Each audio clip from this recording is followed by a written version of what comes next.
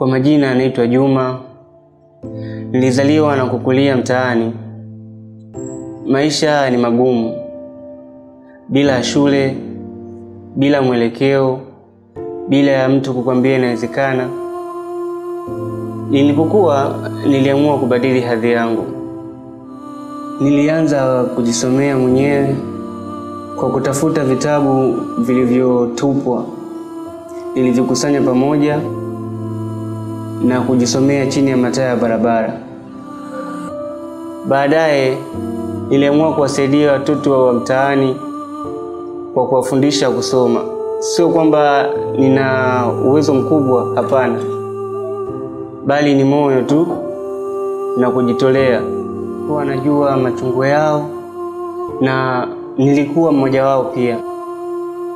Niliwafundisha kusoma na kuandika na sikuwatoza chochote.